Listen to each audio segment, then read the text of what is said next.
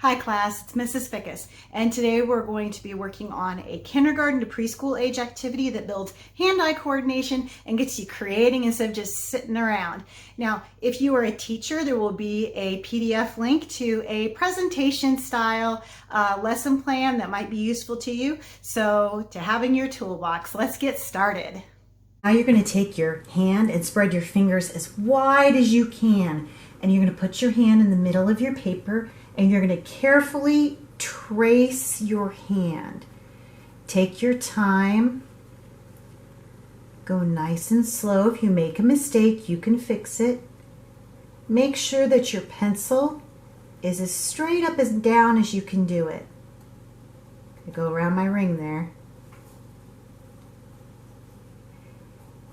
If you turn your pencil too much, you'll end up getting your pencil underneath your finger, and it will make your finger tracing really skinny and kind of funny looking. We want these to be nice and carefully done. Go all the way around, in and over your thumb. There. There, did you do that? Good job. Okay, now we're going to close our hand so it can be a body, because we're going to turn this into an animal. Now, I'm going to close this space to make a back for my animal. Now from here, we can make this into any four-legged animal that we can think of. Can you think of some four-legged animals? I can think of horses and cows and dogs and cats. Those are our animals that we would have around our homes. Some animals would be deer, but they've got antlers. Those are kind of hard to draw, but you could draw a deer if you wanted to. If you have ever been to a zoo, you could draw a lion or a tiger or a bear. It's just up to you what kind of animal you want to make from here on. So we're going to work together. I think that I'm going to turn mine into a horse because my dad used to have horses. So I spent a lot of time around horses when I was a kid. So I'm going to turn mine into a horse. Okay, what does this need to look more like a horse?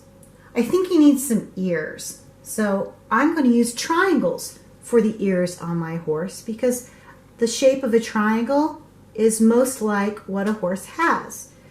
You would use a different shape depending on what kind of animal. If you did a bear, you might want to use half circles. Now I'm going to do the eyes, and I'm going to give him a smile because my horse is happy, and I'm going to give him a nose. Now, one of the most distinctive parts of a horse is its mane, its hair.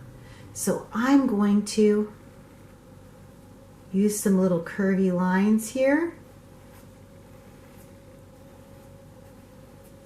And I'm going to give it a mane. Horses have hooves. So that's what we want to include on our horse. If you were doing a tiger or a lion, you'd want to include claws. So think about the animal that you've picked and what kind of feet it has and what you can put on yours. I'm going to draw a few lines right across the bottom to be my hooves.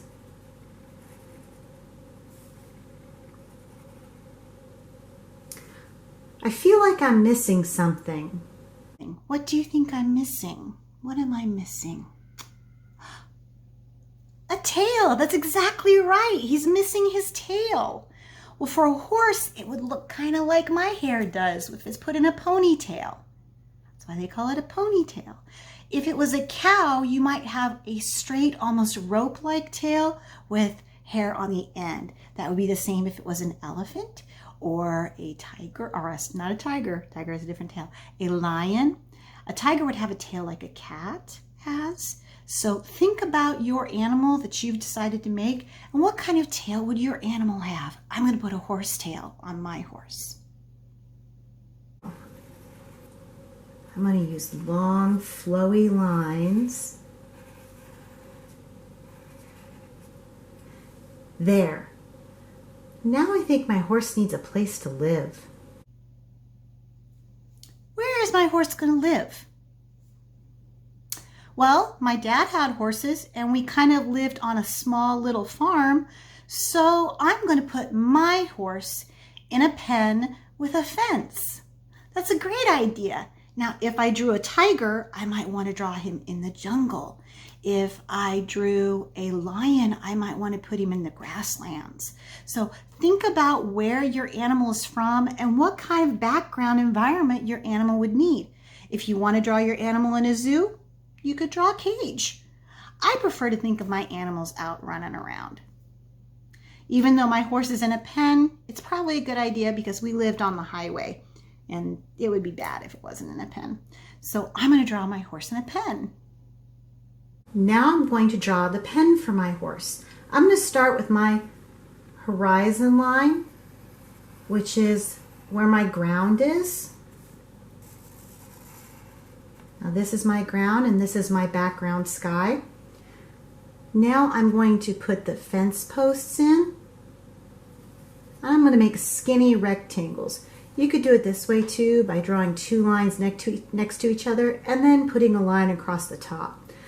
I'm going to make sure that whenever I run into my horse, I'm going to stop. I'm not going to draw through my horse or over the top of my horse because I want this fence to look like it's behind him.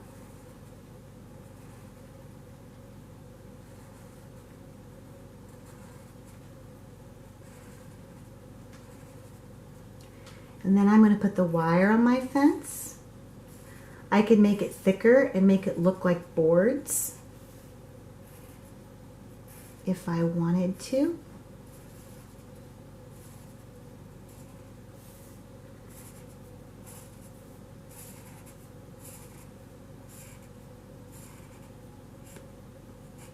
There, now my horse has a pen. All right, now my horse can't get away. I think my horse might get hungry. I'm going to give it some grass to eat.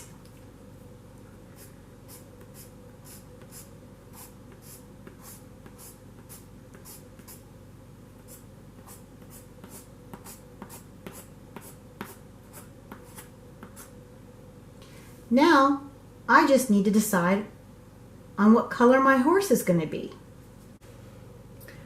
Wow, that was a lot of work. Now I'm done. So we're going to look at my drawing and we're going to talk about some of the things that I did. So here's my drawing of my horse. Notice that whenever I colored it, I made sure I filled in all of my space. I didn't leave any empty spaces except for this little space down here, which I'm going to work on with you right now. So I'm going to get my green colored pencil. Here's my green colored pencil. I'm going to show you how you need to just barely twitch your fingers when you color. I'm not moving my hand like this or my arm like this. I'm trying to use as much control as I have.